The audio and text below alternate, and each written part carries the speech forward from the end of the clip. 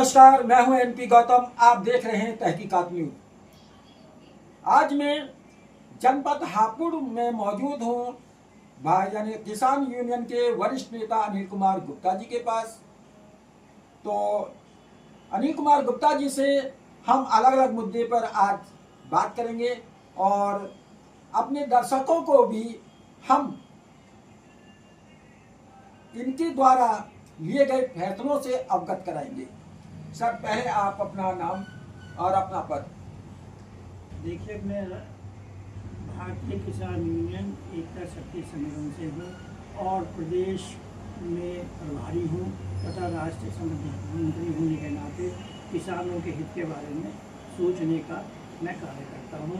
किसानों की समस्याओं का, मजदूरों की समस्याओं का और जो हमारे बहुत सारे लोग हैं, गरीब तबके के लोग हैं, उन सब की बातों को, उनकी मांगों को मैं आपके सामने धीरे धीरे रखने का कार्य करता हूँ। आप बताएंगे किस तरह की आप किसान भाइयों के लिए, मजदूर भाइयों के लिए किस किस तरह की मांग सरकार से के सामने रखते रहते हो, उठाते रहते हो? देखिए, किसान दिन में काम करता है, रात में काम करता है और साथ में रात और दिन किसान लगा रहता है। जो मजदूर हैं वो किसानों की मदद में लगे रहते हैं, लेकिन किसानों की कोई सुनता नहीं है। किसानों को उनकी फसलों का वाजिब मुआवजा नहीं मिलता, उनकी कीमत जो है वाजिब नहीं मिलती। गन्ने का भुगतान समय पर नहीं होता। जब सरकार ने ये आदेश कर रखे हैं कि 14 दिन में, 15 दिन में हम किसानों को उनका भुगतान करा देंगे, तो वो भुगतान क्यों नहीं हो रहा? प्रदेश में बहुत जगह किसानों की समस्याएं पड़ी हैं, उनको उनकी फसलों का वाजिब जो है मुआवजा नहीं मिल रहा है। दूसरी चीज़, अभी 1 मई 2025 को मजदूर दिवस था। मजदूर दिवस में किसानों के साथ मजदूरों की समस्या भी होती है, लेकिन उन समस्याओं के बारे में सरकार ने कोई संज्ञान नहीं लिया। ना तो मजदूरों की मजदूरी बढ़ाई, ना मजदूरों को पेंशन इत्यादि के बारे में कोई सोचा। अगर मजदूर 60 वर्ष की आयु में, किसान 60 वर्ष की आयु में हो जाता है या उससे ऊपर जाता है, तो उसको शारीरिक और मानसिक रूप से वो कमज़ोर हो जाता है, तो उसके लिए उनकी मांगों पर विचार होना चाहिए। इसी तरह से हमारे पत्रकार बंधु हैं जो चौथे स्तंभ के रूप में देश और विदेश में भारत के लिए रात और दिन भागते रहते हैं। न दिन देखते हैं, न रात देखते हैं, न सुबह देखते हैं, न शाम देखते हैं। समाज के हित का चिंतन करते रहते हैं, समाज का धर्म होते हैं। उनकी भी अनेकों समस्याएं जो हैं वो लंबित हैं। उन समस्याओं पर विचार नहीं होता, उन पर विचार होना चाहिए। जो भी हमारे पत्रकार बंधु हैं जो 60 वर्ष की आयु के हो गए हैं, उनको पेंशन इत्यादि की व्यवस्था होनी चाहिए। उनके इलाज के लिए कैशलेस व्यवस्था होनी चाहिए और उनको तमाम सुविधाएं देनी चाहिए, क्योंकि वो शासन और प्रशासन के हमेशा करीब रहते हैं। जनता को सही मार्ग दिखाने का वो कार्य करते हैं। उनको तेल, पानी, खर्च, बहुत सारी ऐसी समस्याओं से जूझना पड़ता है।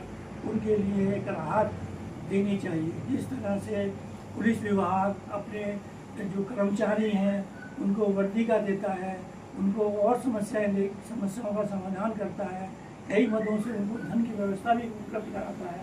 इसी तरह से पत्रकार बंधुओं को, मजदूरों को, किसानों को जो 60 वर्ष के हो गए हैं, उनके बारे में उनको एक उनकी सहायता के रूप में, अनुदान के रूप में मैं मांग करता हूँ, सरकार से मांग करता हूँ, उत्तर प्रदेश सरकार से भी और केंद्र सरकार से भी, कि भाई उनके हित में कुछ निर्णय लिए जाने चाहिए।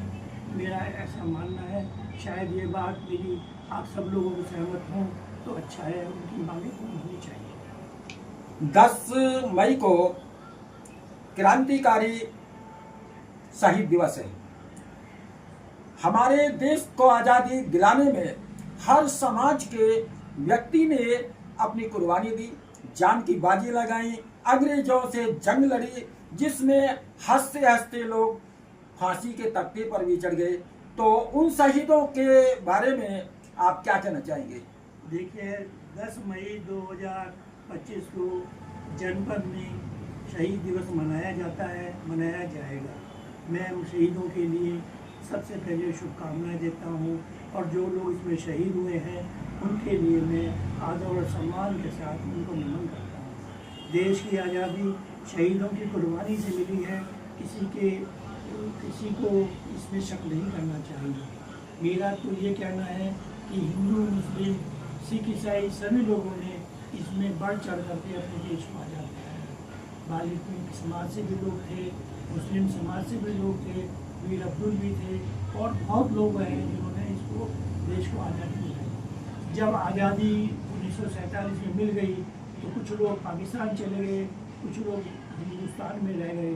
जो लोग हिंदुस्तान में रह गए उन्होंने हिंदुस्तान के संविधान को माना और आज का मुस्लिम समाज हिंदुस्तान के संविधान को मानता है और उसके प्रति वचनबद्ध है और हर प्रकार से देश की रक्षा के लिए भी आगे आता है, विकास में भी योगदान करता है। ये कहना कि मुस्लिम समाज जो है वो ठीक नहीं है, उनमें से ये बात तो सही है, कुछ लोग जो है ठीक नहीं हो सकते हैं, वो किसी भी समाज में हो सकते हैं, लेकिन मुस्लिम समाज की जो निष्ठा है वो हिंदू समाज के साथ जुड़ी हुई है और सब लोग इस देश को आगे बढ़ा रहे हैं। सर, मेरा एक अहम सवाल, जो राजनीति हमारे देश में, हमारे हिंदुस्तान में की जा रही है, अब से पहले और भी कई सरकारें आई लेकिन कभी भी ऐसी राजनीति नहीं खेली गई। जितनी गंदी राजनीति अब खेली जा रही है, खासकर मुस्लिम भाइयों को टारगेट बनाया जा रहा है और हिंदू मुस्लिम एकता को तोड़ने का काम किया जा रहा है।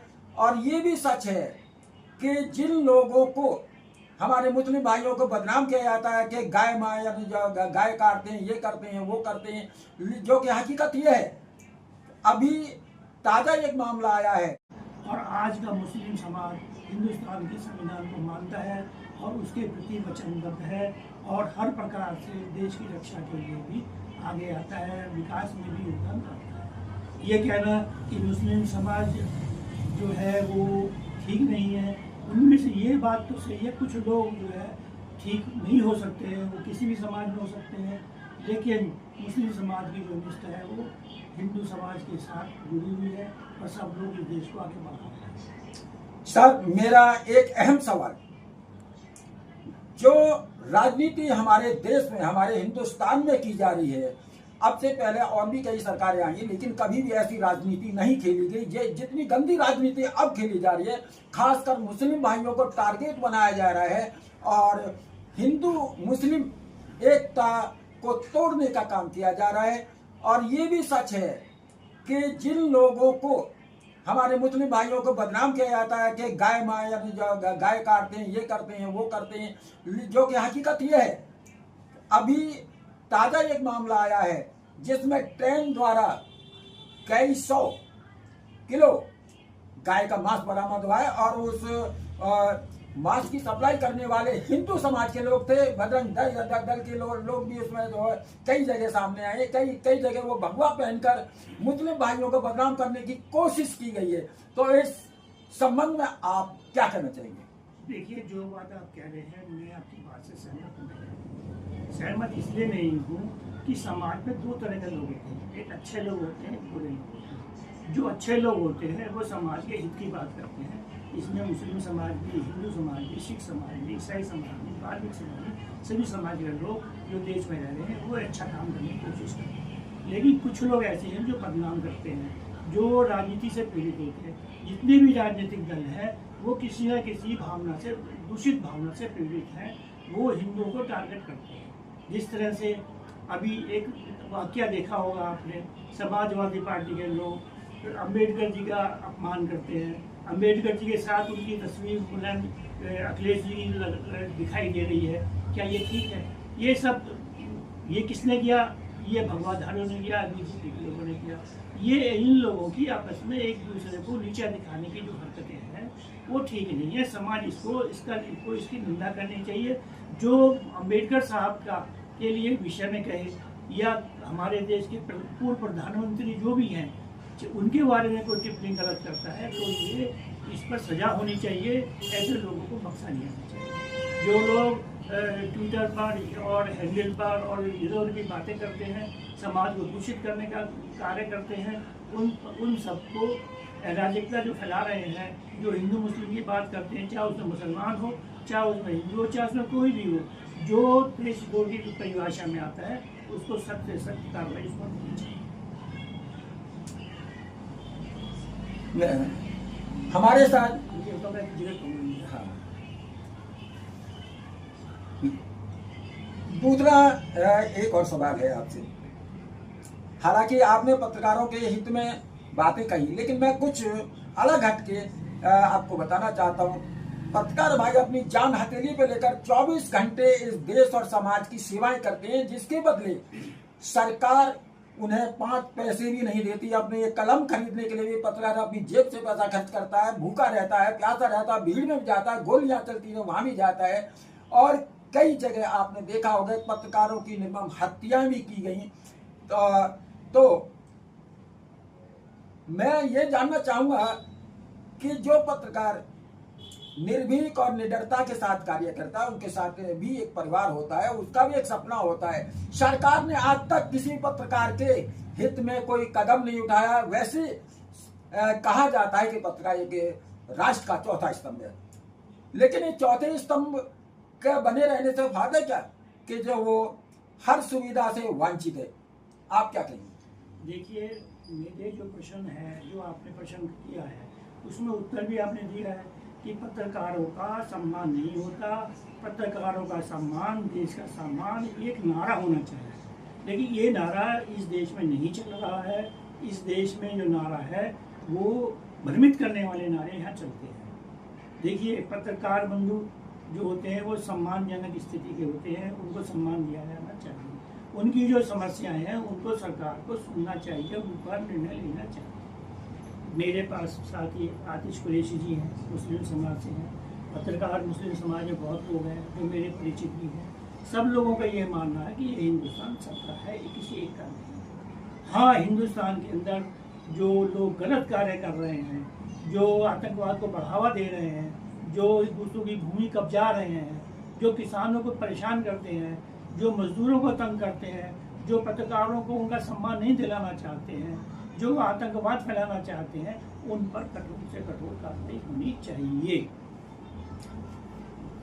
आसिफ भाई, आप शहीदों के बारे में क्या कहना चाहेंगे? इस देश के जो अखंडता है जिसको तोड़ने का काम किया जा रहा है, उस विषय में क्या कहना चाहेंगे? दो सवाल मैंने आपसे। वो शहीदों के लिए मैं बहुत उनका सम्मान करता हूँ। उन्होंने हमारे देश की रक्षा करी और अपनी जान की बाजी लगाकर उन्होंने अपनी खुद शहीद हो गए, लेकिन हमारे देश को बचाया। उसमें हिंदू समाज भी थे, मुस्लिम भी थे, वाल्मीकि भी, सभी समाज उसमें जुड़े हुए थे। हमें उनका सबको आदर और सम्मान करना चाहिए। और जो आज के टाइम में पॉलिटिक्स चल रही है कि भाई हिंदू भाई ये है, मुस्लिम ये, देखो हम सब एक भाई हैं। हिंदुस्तान जितना मुस्लिम का इतना ही हिंदू भाइयों का, सभी बराबर है, आपस में भाई भाई है। तो कुछ लोग जो पॉलिटिक्स में है, बीजेपी वाले हैं, कोई भी है, वो आपस में हमें लड़ाइयाँ करवाना चाह रहे हैं। इस चीज़ को हमें अपना खुद समझना चाहिए कि ये अपने फायदे के लिए हमारा नुकसान कर रहे हैं, जो कि हम समझ नहीं रहे, बस सिर्फ एक भीड़ चाल चल रहे हैं, जो कि लोगों को नहीं चलना चाहिए। अपना आप खुद अपने जहन से सोचना चाहिए कि क्या चीज़ गलत है, क्या चीज़ सही है। तो मेरा तो ये कहना है कि लोग अपना आप सोचे कि जैसे पहले रहते थे वैसे ही सब मिलजुल कर भाई भाई की तरह रहे और इस देश को आगे बढ़ाएं। कोई भी आपस में पक्षपात न करे, भेदभाव न करे। मेरा यही कहना होगा।